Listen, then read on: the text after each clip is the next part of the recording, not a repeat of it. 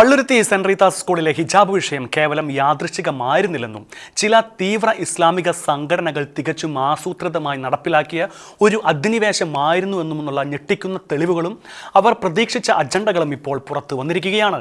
കേരളം ഭരിക്കുന്ന ഇടതർക്കും പ്രതിപക്ഷത്തിലിരിക്കുന്ന വലതർക്കും തങ്ങളുടെ വോട്ട് ബാങ്കിനെ പിണയ്ക്കാതെ മുന്നോട്ട് പോകുവാൻ കഴിയില്ലെന്ന് ഉറപ്പുള്ളതിനാൽ മറ്റൊരു ന്യൂനപക്ഷമായ ക്രൈസ്തവ സമൂഹത്തിന്റെ അധികാര സീമകളിലേക്ക് അധിനിവേശം നടത്തിയിട്ട് ഇപ്പോൾ ഇസ്ലാമിസ്റ്റുകൾ നടത്തുന്നത് ഇരവാദ കോലാഹലങ്ങൾ, ന്യൂനപക്ഷ ഇരവാദ മോങ്ങലുകളുടെ സകല സീമകളും ലംഘിക്കുന്ന തരത്തിൽ തരം താണു പോയിരിക്കുകയാണ്. ഇസ്ലാം സമുദായത്തിൻ്റെ കീഴിലുള്ള സ്കൂളുകളിൽ റൂൾസും റെഗുലേഷനും ഉള്ളതുപോലെ ക്രൈസ്തവ സ്ഥാപനങ്ങൾക്കും അത്തരം തത്വാധിഷ്ഠിത നിലപാടുകളുണ്ടെന്നും അതിനെ ബഹുമാനിക്കണമെന്നുമുള്ള ഉത്തമമായ പൗരബോധമായി തുടരാനുമായിരുന്നു പള്ളുരുത്തി സെന്റ് റീത്താസ് അടക്കമുള്ള ക്രൈസ്തവ സ്കൂളുകളിൽ പഠിക്കുന്ന ഇതര മതസ്ഥരായ കുട്ടികളെ അവരുടെ പാരൻസ് പഠിപ്പിക്കേണ്ടിയിരുന്നത്. എന്നാൽ സ്കൂളിൻ്റെ നിയമങ്ങളനുസരിച്ച് അച്ചടക്കത്തോടെ പഠിക്കുന്ന പരശതം മുസ്ലിം കുട്ടികളുടെ സമ്മർദ്ദത്തിൽ ആഴ്ത്തുന്ന തരത്തിലേക്ക് പെട്ടെന്നൊരു ദിവസം ഒരു കുട്ടി അന്നുവരെയുള്ള ശീലങ്ങൾ മാറ്റിവെച്ചുകൊണ്ട് രംഗത്ത് വരികയും തീവ്രമത സംഘടനയുടെ പിൻബലത്തോടെ അവിടെ ഒരു കൂട്ടം പേർ കലാപം സൃഷ്ടിക്കുകയും ആ സ്കൂളിലെ സമാധാന അന്തരീക്ഷം തകർക്കുവാൻ മറ്റു മുസ്ലിം കുട്ടികളുടെ വീടുകളിൽ ചെന്ന് അടുത്ത ദിവസം മുതൽ ഹിജാബ് ധരിക്കണമെന്ന് ഭീഷണിപ്പെടുത്തുകയും ഒടുവിൽ എല്ലാം കൈവിട്ടു പോയപ്പോൾ ന്യൂനപക്ഷ ഇരവാദമെന്ന അൾട്ടിമേറ്റ് വെപ്പൺ പുറത്തെടുക്കുകയും ചെയ്യുന്ന ഭയാനകമായ ദൃശ്യങ്ങളാണ് പള്ളുരുത്തിയിൽ നിന്ന് ലോകം മുഴുവനും കണ്ടത്. നിയമവും നീതിയും ന്യായവും സെന്റ് റീത്താസ് സ്കൂളിനൊപ്പം ആയിരുന്നുവെങ്കിലും തങ്ങളുടെ വോട്ട് ബാങ്കിനെ പ്രീണിപ്പിക്കുവാൻ മാത്രം നടക്കുന്ന ഇടതരും വലതരും ഭരണപ്രതിപക്ഷത്തിരിക്കുമ്പോൾ നാണമോ മാനമോ ഇല്ലാതെ അന്യന്റെ ആസ്തി വകകളിലേക്ക് അതിക്രമിച്ചു കടന്നാലും തങ്ങൾ ഉയർത്തുന്ന ഇരവാദ കോലാഹലങ്ങൾ കുറിക്ക് തന്നെ കൊള്ളുമെന്ന് ധരിച്ചവർ ആടിനെ പട്ടിയാക്കുന്ന പെരുന്നുണകൾ കൂടെ ചേർത്താണ് ഇപ്പോൾ ഇരവാദ കോലാഹലങ്ങൾക്ക് പുതിയ മാനങ്ങൾ ഉണ്ടാക്കിയിരിക്കുന്നത്. അതിൻ്റെ ഒന്നാന്തരം തെളിവാണ് തൻ്റെ മകൾ ഹിജാബ് ധരിച്ചു വന്നാൽ മറ്റുള്ള കുട്ടികൾക്ക് ഭയമാണെന്ന് സ്കൂൾ പ്രിൻസിപ്പാൾ പറഞ്ഞെന്ന ശുദ്ധ നുണയുമായി ഹിജാബ് ആവശ്യവുമായി വന്ന പെൺകുട്ടിയുടെ അച്ഛൻ നടത്തിക്കൊണ്ടിരിക്കുന്ന അങ്ങേയറ്റം അപമാനകരമായ ഇരവാദ കോലാഹലങ്ങൾ. പെൺകുട്ടിയെ മുൻപിൽ നിർത്തി ഹിജാബ് ആവശ്യവുമായി ഇറങ്ങിയവരുടെ നിഗൂഢ ലക്ഷ്യങ്ങൾ എന്താണെന്ന് വ്യക്തമായിട്ടറിയാവുന്ന സ്കൂൾ അധികൃതർ കുട്ടിയുടെ പാരൻസിനോട് പ്രതികരണം നടത്തിയപ്പോഴൊക്കെ അതിൻ്റെ രേഖ സൂക്ഷിച്ചിരുന്നു. എന്നാൽ അതിൽ ഒരിടത്തും പെൺകുട്ടി ഹിജാബ് ധരിച്ചു കൊണ്ടുവന്നാൽ മറ്റു കുട്ടികൾ പേടിക്കുമെന്ന് ഒരു വാക്കും സിസ്റ്റർ പറഞ്ഞിട്ടില്ല. അങ്ങനെ ഒരു വാക്ക് 10 ദിവസമായി ലൈവും കമന്ററിയും അഭിമുഖമായി നടക്കുന്ന പിതാവ് പ്രിൻസിപ്പാളിനെതിരെ പറഞ്ഞതായി എവിടെയും കാണുന്നുമില്ല.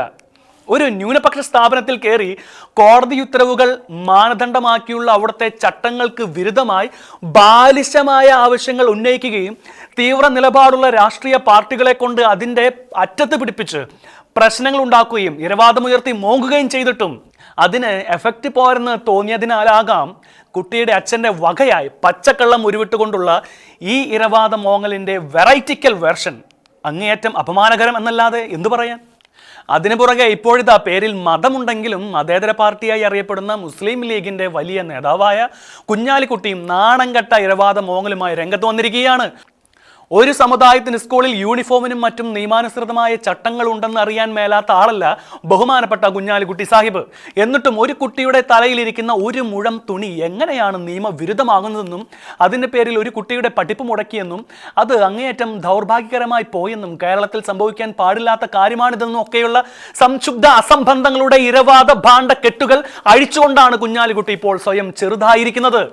ഇതേ കുഞ്ഞാലിക്കുട്ടിയുടെ പാർട്ടിയുടെ യുവ കേസരികളാണ് ഏതാനും ആഴ്ചകൾക്കപ്പുറത്ത് കാഞ്ഞങ്ങാട്ട് ലിറ്റിൽ ഫ്ലവർ സ്കൂളിലെ ഐഡന്റിറ്റി കാർഡിന്റെ പിന്നിൽ ക്രൈസ്തവ വിശുദ്ധയുടെ ഒരു ചെറിയ ചിത്രം പ്രിന്റ് ചെയ്തെന്ന കാരണം ചൊല്ലി കന്യാസ്ത്രീയായ പ്രിൻസിപ്പാലിനെ ഓഫീസ് റൂമിൽ കയറി തടഞ്ഞു വെച്ച് ഭീഷണിപ്പെടുത്തിയത്. ID കാർഡിന്റെ പുറകിൽ ആരും കാണാത്ത സ്ഥലത്ത് ഒരു ചെറിയ ചിത്രം കണ്ടിട്ട് കടുത്ത അസഹിഷ്ണുതയോടെ തീവ്രമായി പ്രതികരിച്ച ഒരു ന്യൂനപക്ഷത്തിന്റെ അവകാശത്തെ അട്ടിമറിച്ചപ്പോൾ മിണ്ടാതിരുന്ന മതേതര മാന്യനാണ് ഇപ്പോൾ നാണംകെട്ട ഇരവാദവുമായി രംഗത്തിറങ്ങിയിരിക്കുന്നത്. കുഞ്ഞാലിക്കുട്ടിയുടെ ഈ ഇരവാദ മോങ്ങൽ കടുത്ത അവമതി തന്നെയാണ് ഇപ്പോൾ കേരളത്തിൽ ഉണ്ടാക്കിയിരിക്കുന്നത്. ഏതായാലും നിയമങ്ങൾക്കും കോടതിയുടെ നിർദ്ദേശങ്ങൾക്കും വിരുദ്ധമായി മതപ്രത്യയ ശാസ്ത്രങ്ങൾ ഉയർത്തി പ്രതിഷേധിക്കുവാൻ മിടുക്കുള്ളവർ ഇപ്പോൾ പറയുന്നത് മുസ്ലിം പെൺകുട്ടികൾക്ക് മഫ്ത ധരിക്കാൻ അനുമതിയില്ലാത്ത സ്കൂളുകളുടെ വിവരങ്ങൾ ശേഖരിക്കുമെന്നാണ്. അതിനുള്ള ഗൂഗിൾ ഫോം ഫേസ്ബുക്കിൽ പങ്കുവെച്ച് SKSSF സംസ്ഥാന വൈസ് പ്രസിഡന്റ് സത്താർ പന്തല്ലൂരാണ് പുതിയ വെല്ലുവിളിയുമായി രംഗത്ത് വന്നിരിക്കുന്നത്. ഇത്തരം വർഗീയ മുതലെടുപ്പ് കേരളത്തിൽ കൂടി വരികയാണെന്നും കേരളത്തിന്റെ സൗഹൃദ അന്തരീക്ഷത്തിന് തടസ്സമുണ്ടാക്കുന്ന ഇത്തരക്കാരെ തിരിച്ചറിയാനും അവരെ പൊതുസമൂഹത്തിന് മുമ്പിൽ കൊണ്ടുവരുമെന്നുമൊക്കെ തട്ടിമൂളിച്ചാണ് സത്താറിന്റെ വിവരശേഖരാഹ്വാനം. ഏതായാലും അന്യന്റെ ആസ്തിവകകളിൽ കയറിയാണെങ്കിലും ബാലിശമായ അവകാശവാദം ഉന്നയിക്കുവാനും എന്നിട്ട് ന്യൂനപക്ഷരവാദം ഉയർത്തി കോലാഹലം സൃഷ്ടിക്കുവാനും തക്ക കൗശല ബുദ്ധി ആർക്കാണുള്ളതെന്നും വർഗീയ മുതലെടുപ്പ് ഒരു ഹരമായി കൊണ്ട് നടക്കുകയും കേരളത്തിലെ സൗഹൃദാന്തരീക്ഷത്തിന് തുരങ്കം വെക്കുകയും ചെയ്യുന്നത് ആരാണെന്നും പൊതുസമൂഹം അറിയേണ്ടതിന് പ്രചണ്ഡമായ വിവരശേഖരണം തന്നെ വേണം. മഫ്തയുടെ പേരിൽ മാത്രമല്ല പല കാര്യത്തിലും അത്തരമൊരു സർവേ കേരളത്തിൽ അനിവാര്യമാണ്.